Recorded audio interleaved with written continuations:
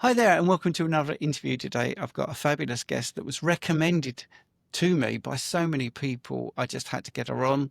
So, without any more introduction, I'm going to say hello to Jessica Roman and say, Hi, Jessica. Can you tell us your story? Hello, thank you so much for having me. Yes, I'm sure maybe some of your viewers have seen my recent video about my daughter, or maybe some of my other interviews with Dr. Chafee or Dr. Baker. So my daughter's carnivore story is remarkable to say the least. It's not about me, it's about my little girl.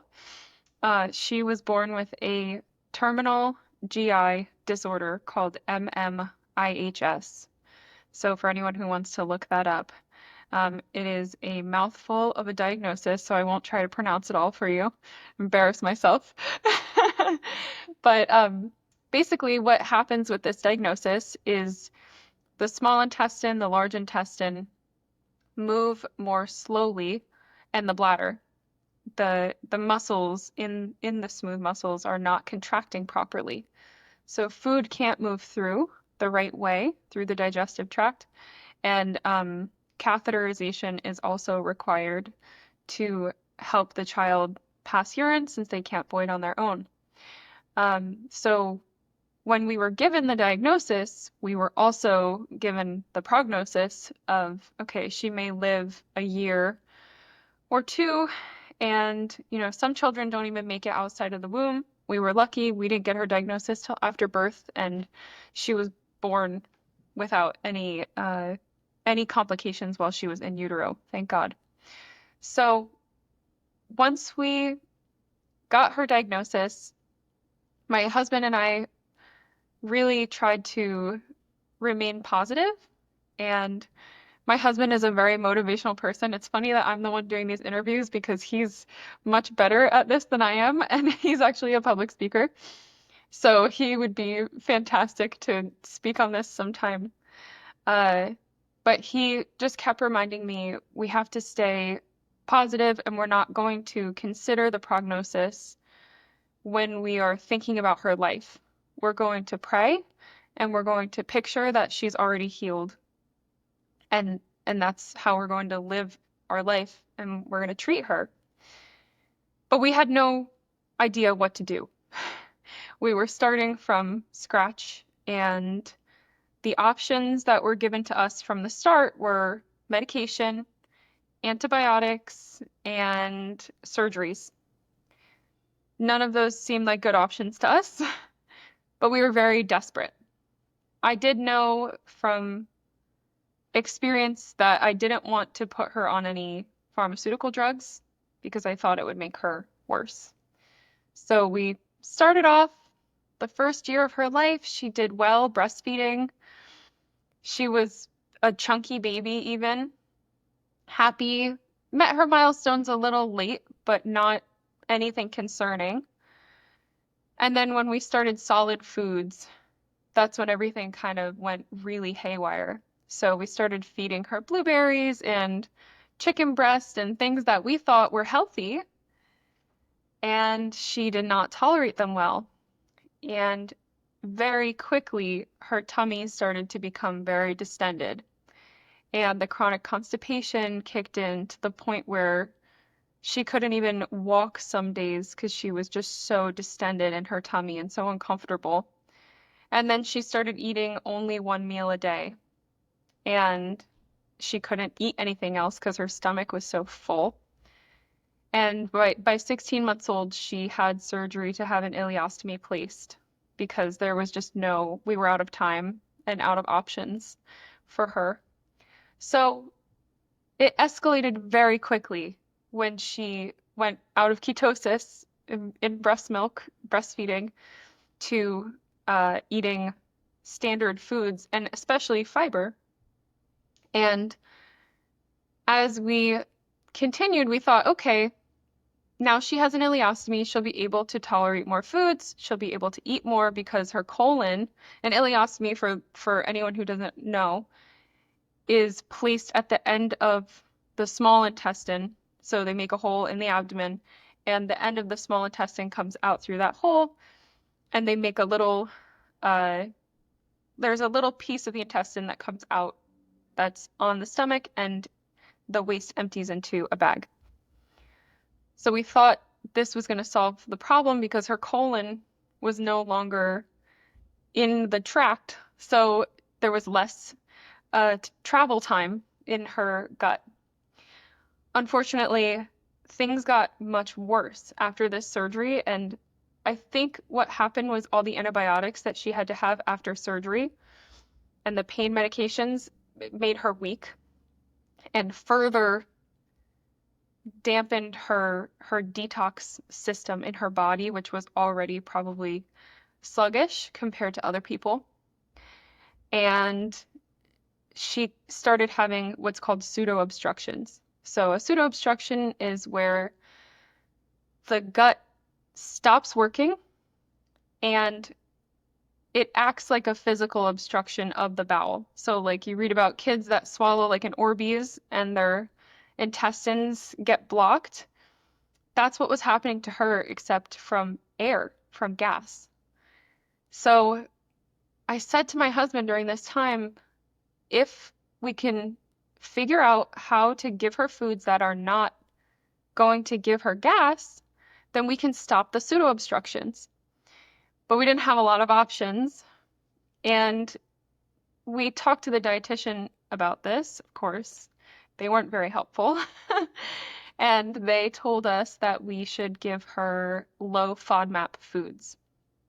So low FODMAP is basically foods that are not as fermentable. And this was slightly helpful, except for the low FODMAP diet still allows for things like rice and potatoes, which are highly fermentable. So it didn't really make sense and it didn't help much. She continued to decline. Within the next year, she had 16 surgeries. Almost all of them were emergency, and multiple revisions on her ileostomy, which was prolapsing from fiber. So the intestine was actually coming out of her stomach because her gut was working so hard to push the food through, and it was too weak. So it was pushing the intestine out with it. It was gruesome. So that happened multiple times.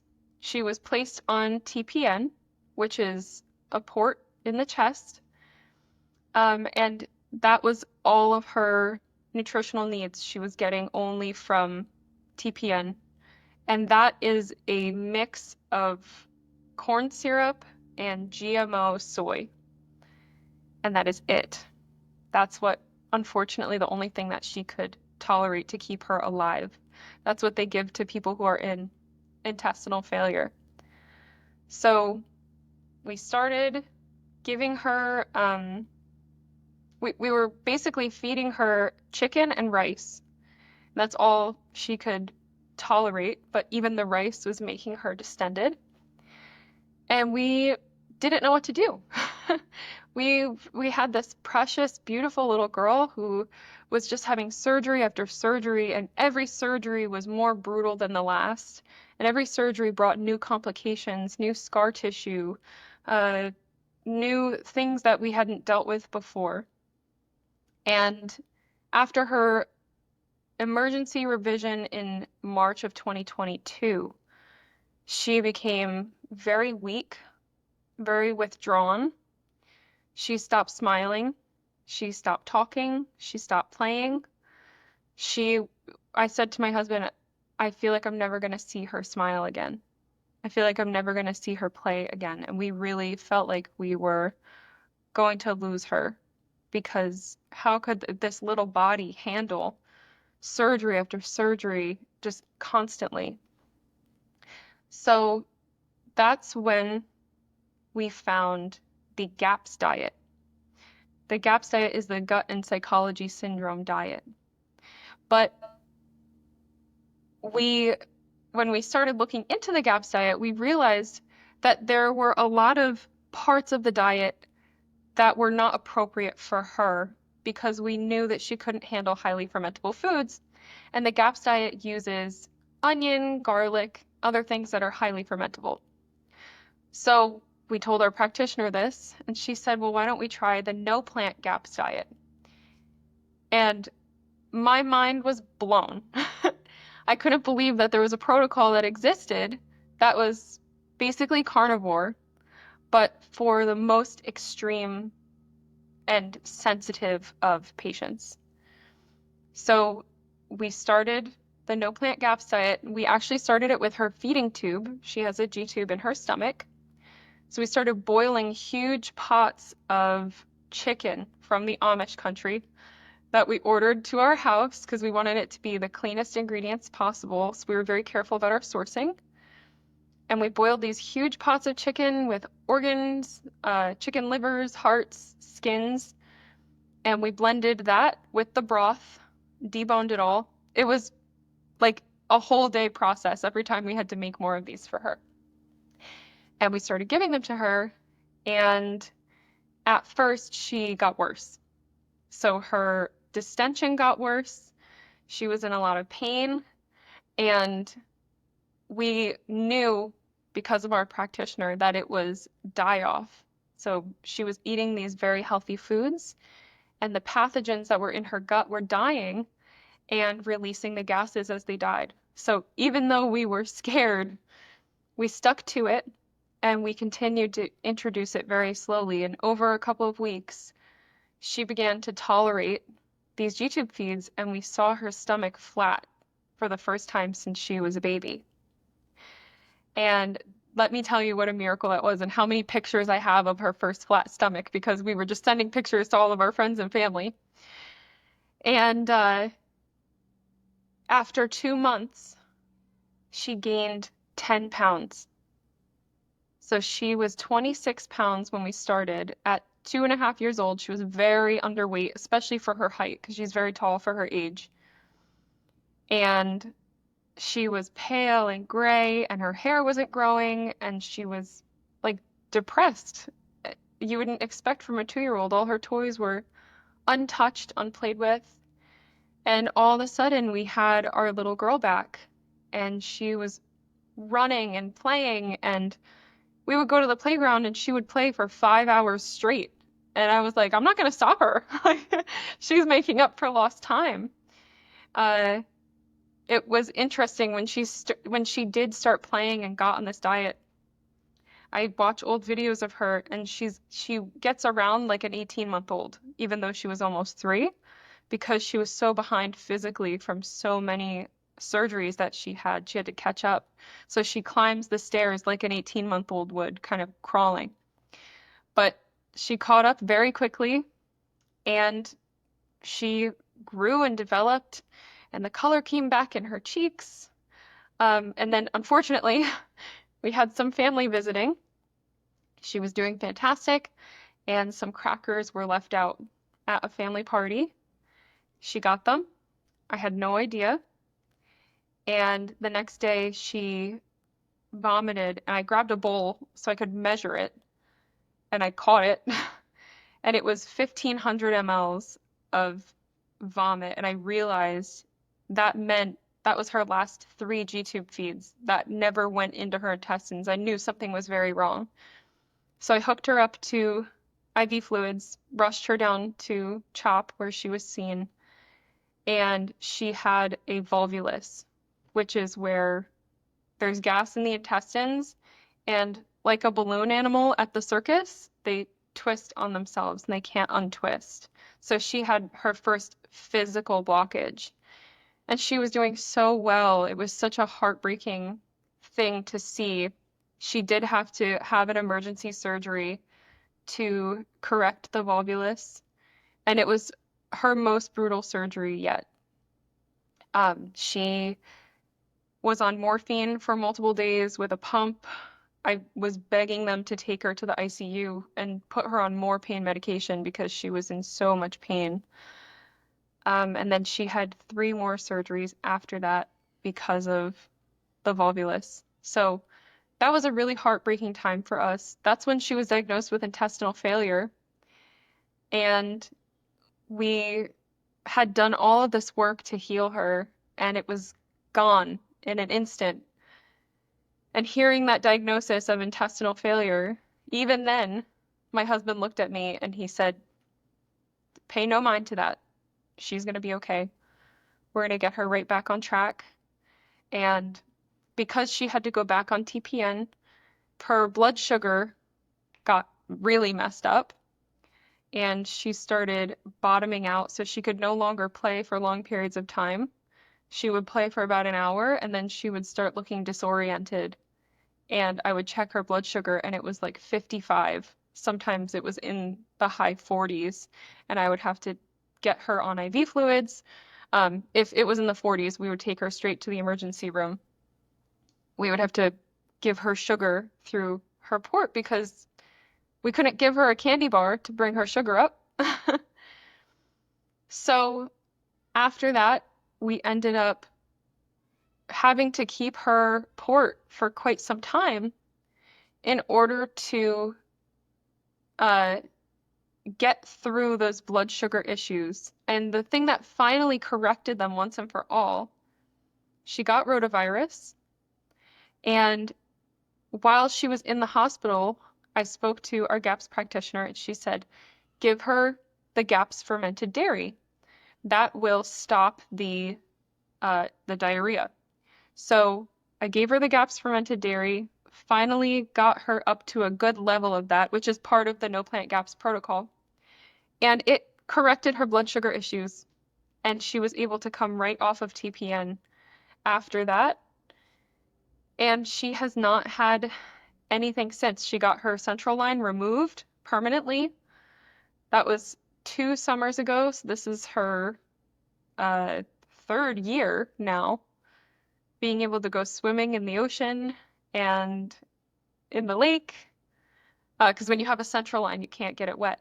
So this has completely changed our lives. And although I wish that the incident with the crackers had never happened, I know that God has a plan, and it really was showing us no matter what, how bad it gets, we can we can heal and we can bring her back to where she needed to be.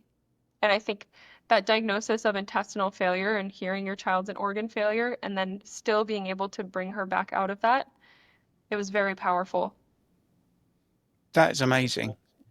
Absolutely amazing story. And if you think your husband is better than you, then he must be absolutely awesome because you told that story, which is heart-wrenching, but incredible. And, you know, his positivity was obviously a real sort of rock as well. Um, it's a very rare condition. I think there's like 450 cases or something. I mean, you really are a very unique person in this situation. I know it's your daughter that went through it, but obviously by proxy, you are the person going through it. You and your husband. Mhm. Um, since you obviously dealt with the physicians a lot, and there were 16 operations, and then you had this cracker incident where you know it brought it all up. Have you spoken to the people in the medical circle about what you did for your daughter and how it's helped? Yes, I have been kind of in constant communication with them. Even when she was still in and out of the hospital, I was bringing the GAPS book and shoving it down their throats, trying to get them to accept it. And, after 3 years of her really being kind of out of their care on a constant basis, they listen. And CHOP is working with me to try to spread this to more people.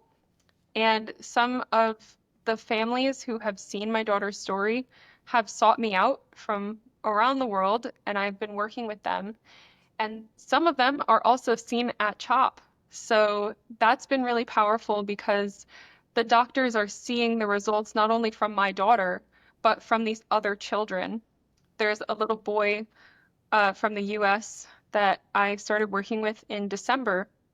He just had a checkup last week and he is up 15 pounds since December.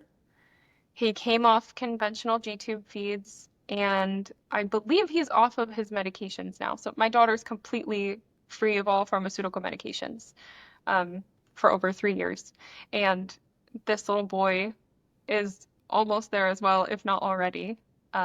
So they're very open to conversation, and hopefully they will change the protocol and get to know the no plant gaps diet for these very severe cases of children.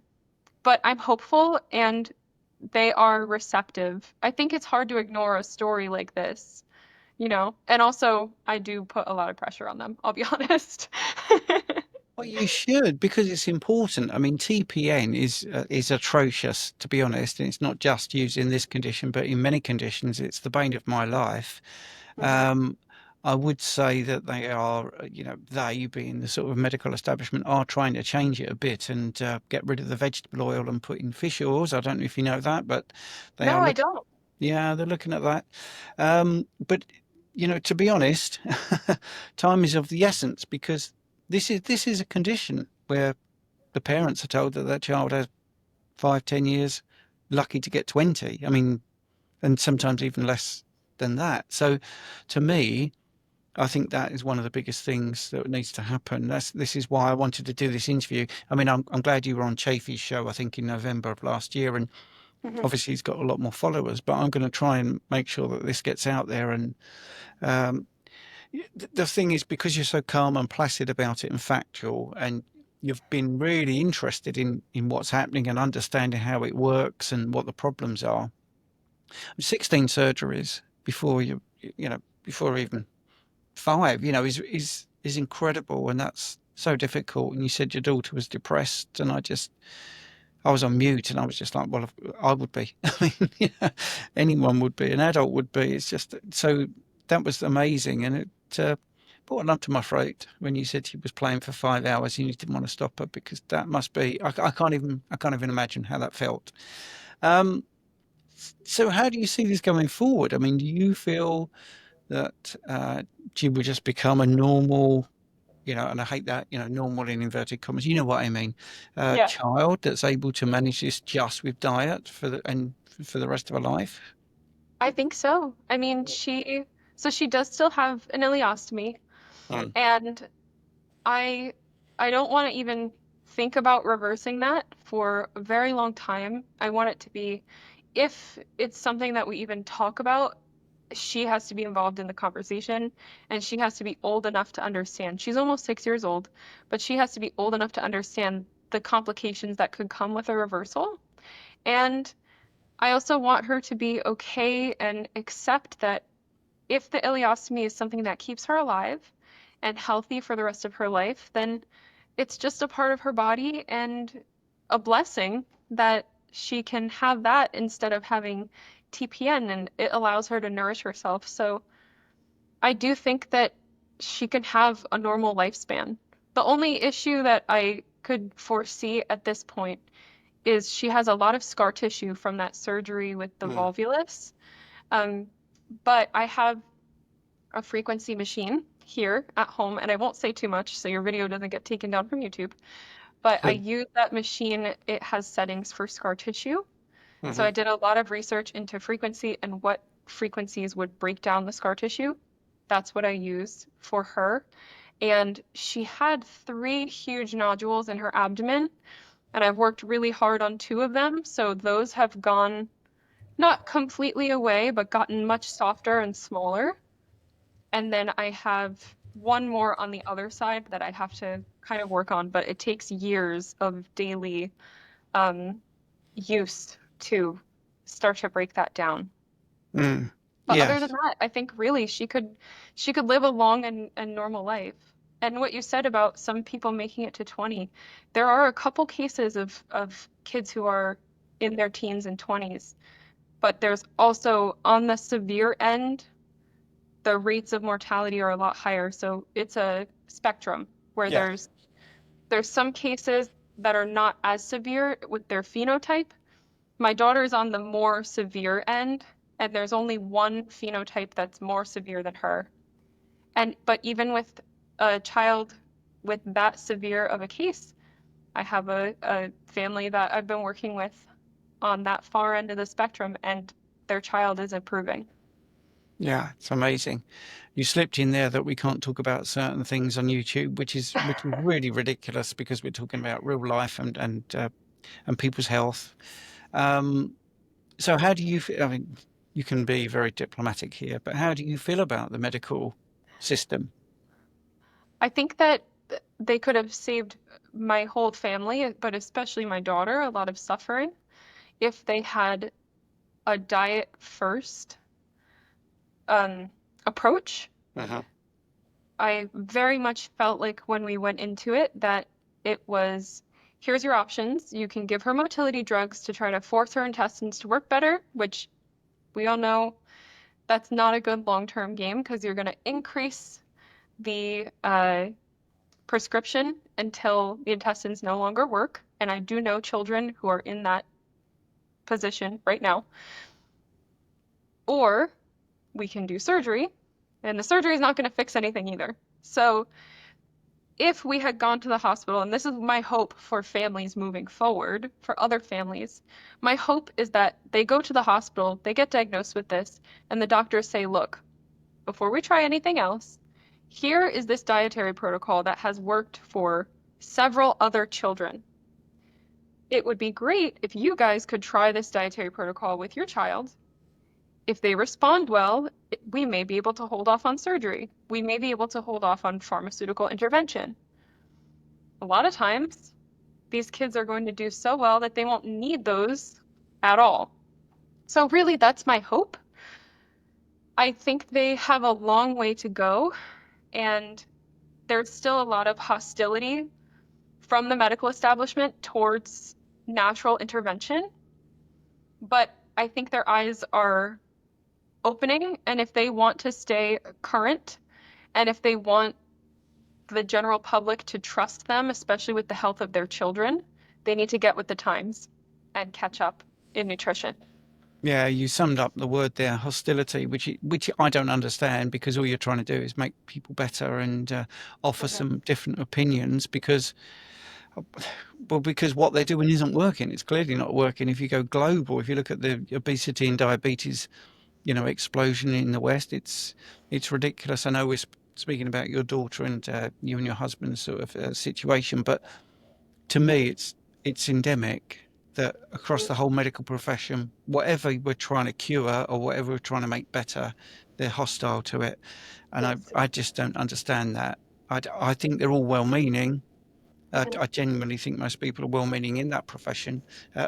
Certainly from the top down. The top is not interested in health. It is Mhm. about money, I think, sadly. Um, so anyway, you wrote a book, I believe.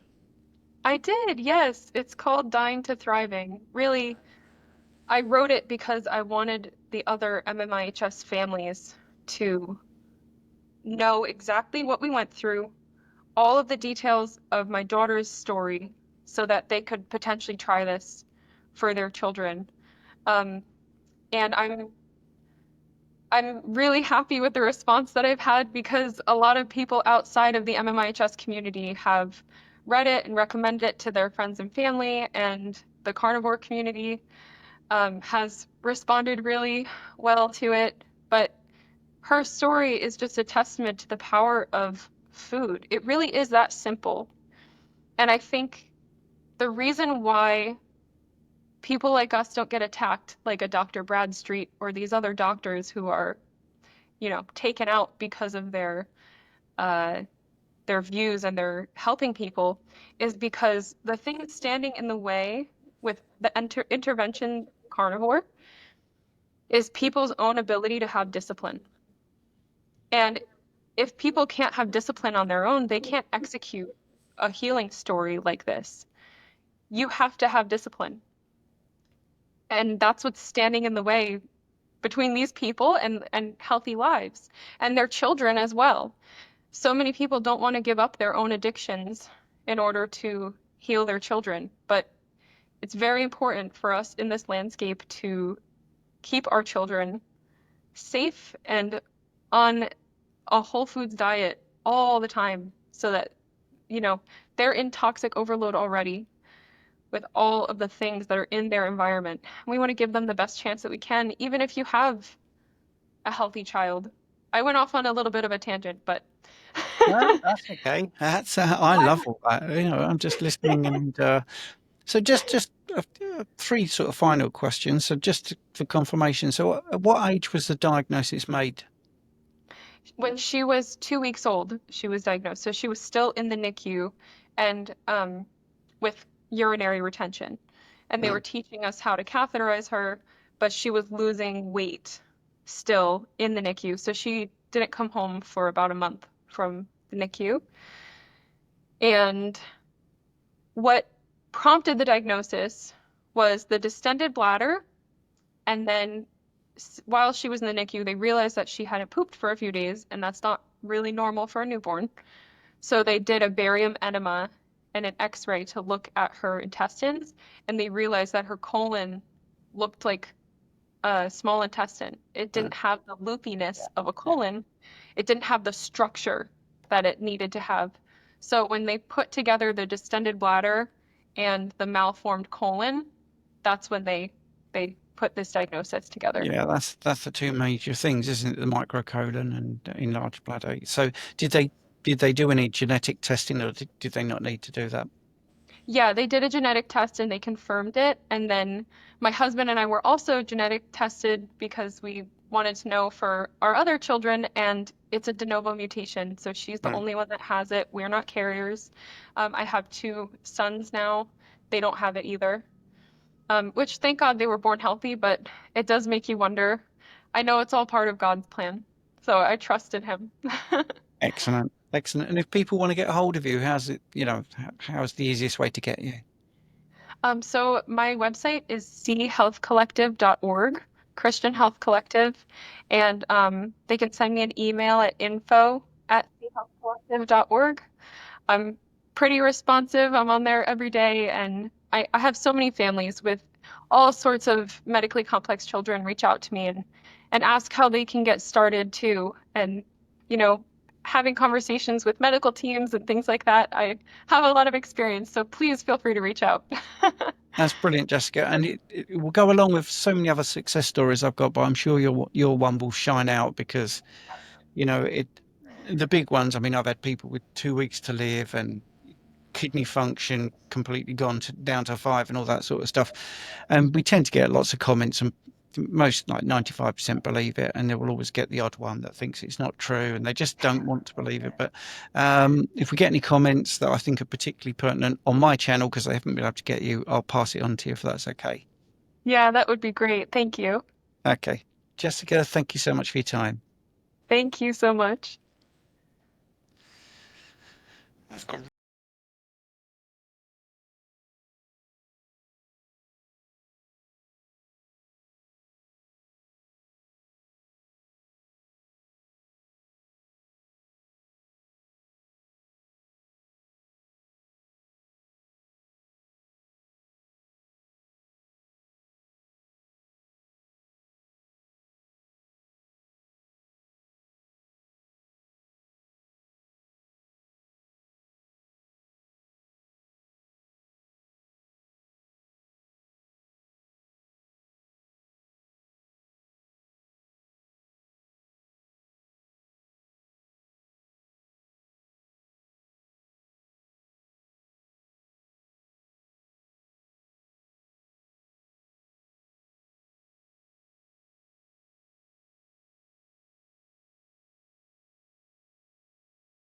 Hello guys, Rich here, Keto Pro. Today I'm joined with a good buddy of mine, Stephen Thomas. Welcome to our school group. Here are some fantastic reasons to sign up.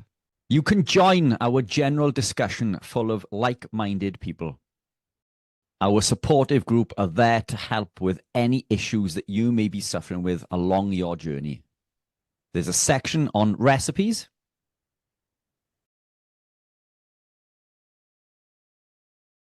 You can click on the top of the calendar to see all of our weekly live sessions. Stephen and I go live within the group for Q&A 2 times each week. First being on the Sunday at 8 p.m. for 30 minutes, followed by the Monday at 8 p.m. for a full hour of Q&A. There are over 9 courses available for you to take part in, available within the Classroom tab. So what are you waiting for? Sign up to our school group today.